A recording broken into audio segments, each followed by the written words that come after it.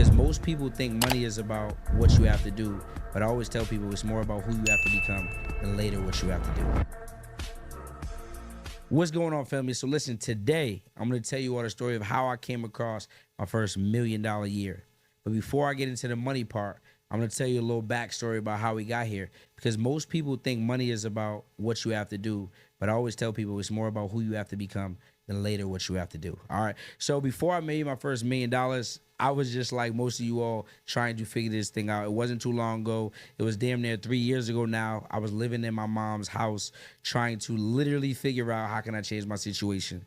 Like most people jumping from thing to thing to thing, not really going all in on one thing, which was costing me a lot of money, a lot of effort, and a lot of time, all right? So before I got into this business show, I was actually in the nightlife industry. I actually had a business that had a couple six-figure years. Money wasn't the issue. The issue was being young, not knowing how to manage money, right? But also there was something called the pandemic, which most people know about. When the pandemic came, nightlife had completely shut down, and your boy was asked out trying to figure out what's next, all right? I'm a super, I don't want to say risk taker, but I'm a very aggressive person. I'm not the person who could just sit down on my ass and really just collect. So I went all the way down to Atlanta, Georgia, every single week attempting to throw parties. I went into the pandemic about $30,000 up, and I tell you, after 4 months, I was down to about $67, y'all. Right? So I want you to imagine. People ask me, do I regret it? Do I regret coming to Atlanta trying to do the parties? I don't. You know why? Because what I tell people is your current situation is never your final destination, and sometimes things happen not to us, but for us. But we can't see it because we're so caught up in the moment. So I believe me coming out to Atlanta allowed me to build relationships. It allowed me to network and build with people that I now make money with and get experiences that I would not have gotten. Sometimes it's bigger than the dollar at the time, but you have to have the vision to be able to see that. All right, so going through that experience, I learned a lot about myself. I learned that I'm not a quitter. I learned that I'm someone who's willing to do what's required. Most people, they're doing what they think is enough. They're doing what we call our best.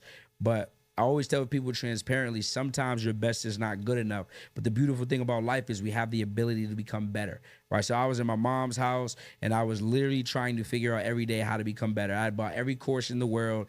Courses were cool, but they weren't enough.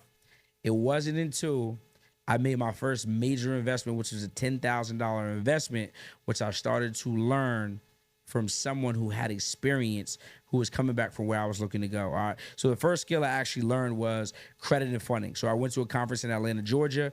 Pandemic. I had split the ticket between me and my cousin because we didn't have enough to get our own tickets. It was a 2-for-1 for 147. I never forget it. We didn't fly down because we didn't have the money to fly down. We actually drove down, which is like a 16 and a half drive from Boston, Massachusetts. All right. Coming down, I literally never forget seeing my first Lamborghini, seeing my first black millionaires that I had known, seeing people talk about tarot and Airbnb and digital products and all these things that were foreign concepts to me because where I'm from, we didn't know about these things. No one was talking about these things. And if they were, I wasn't exposed to them. But my favorite saying is exposure equals expansion because the truth is you can only grow to what you're exposed to. So if you're in an environment where people are talking about how to make $100,000 a year and that's the cap, if you fall short, that's the best you'll get is $100,000. But when I was in this room, people were talking about $100,000 months and $100,000 days. And at first I was like, are these people lying? Is this cap? Like a lot of people think on the internet, people are scamming. But I always say scams still stands for still confused about money, and that's exactly what I was. And it was only because my environment did not let me see people who look like me making hundreds of $1,000s a month, right? So what happened from that event was I made a decision that even though I had to physically go back to where I was coming from, my mind could not unsee what I had just saw. So I wasn't going back mentally to what I was doing before. So from that point on, I had networked with some people. We had started masterminding, hopping on Zoom every single week, what's working for you, what's not working for you, right? So you all need to be having 6- and 7-figure conversations on a day-to-day basis. Find people in your neighborhood who are like-minded. Find people who are ahead of you. Hell, if you got to go across the country like I did to get in a room, then that's what you need to do. You have to be so desperate to change your situation that you're willing to do anything within morals and ethics to do it. That's what I had to do, all right? So I came across one of my good brothers to this day, my guy Mel. He was teaching me credit. And when I tell you I had ended up getting $167,000 in funding in 47 days, right?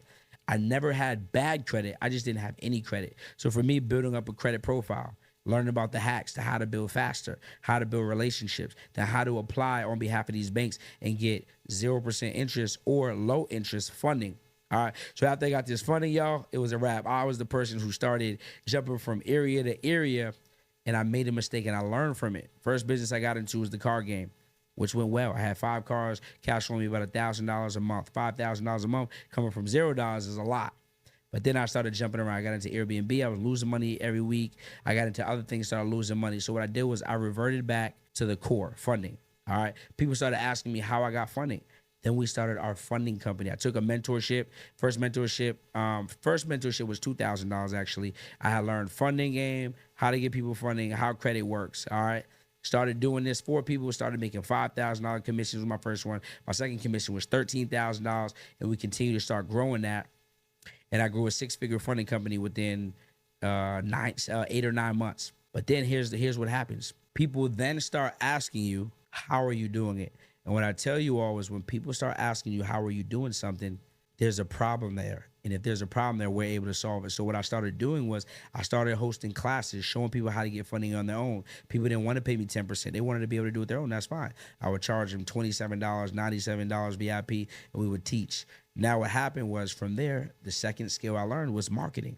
All right, and I paid my first high ticket, which is a $10,000 program where I learned how to market. I learned how to create value content. I learned how to funnel people through a system. I learned back end. I learned email. I learned automations. I learned workflows, right? I learned how to speak. I learned storytelling, all of these things. And if you're not picking up what I'm putting down, what I'm telling you all is compound skill sets is the way you create wealth. You start with one compound skill, you master it. The definition of mastery is to be able to talk or do something subconsciously, which means without having to think. Funding was the first thing. I mastered it. I knew all the banks. I knew application hacks. I knew what they were looking for, right? The second thing was marketing. Okay, cool. How do I get good at marketing? How do I create content?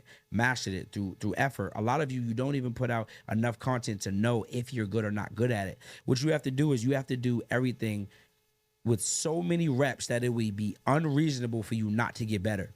I was putting out content 3 pieces a day because even if they're not getting a bunch of likes or a bunch of views or a whole lot of engagement, they're not going viral, what you're doing is learning, all right? And the more you learn, the more you earn. So what happens is I started to see, okay, people were responding to this content. Okay, let me tweak this. And then slowly but surely, I got good at it. All right.